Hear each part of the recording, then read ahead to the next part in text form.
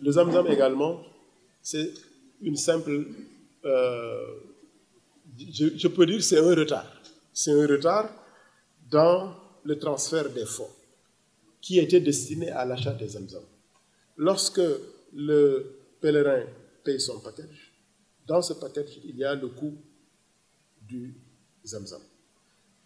À 4 jours du retour, du départ pour le retour, j'ai reçu une information, une lettre de la Mouassassa qui m'informe qu'il y a une dizaine d'organisateurs qui n'avaient pas encore reversé pour le séjour à Mouna et à Arafat.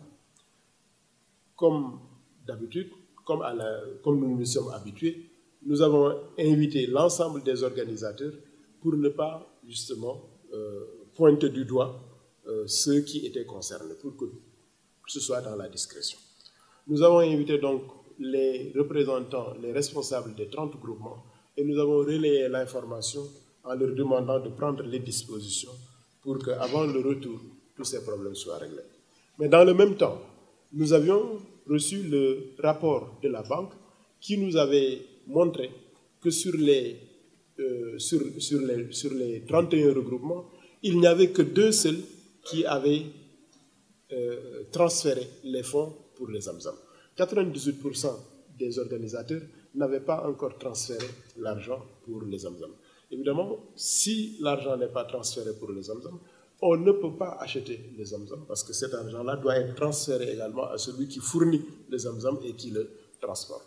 Voilà les raisons pour lesquelles, à partir lorsque nous leur avons donné l'information, c'est le lundi suivant que les organisateurs ont commencé à transférer. Et nous avons pris des dispositions en concertation avec les voyages privés, avec certains voyages privés, qui nous ont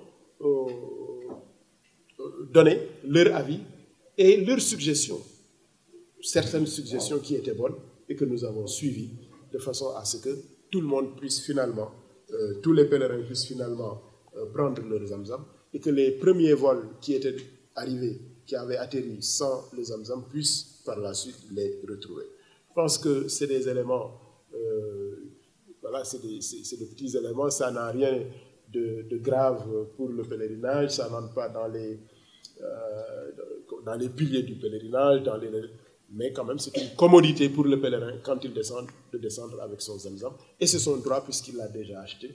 Maintenant c'est nous qui devons prendre les dispositions pour que prochainement de telles situations ne puissent être vécues.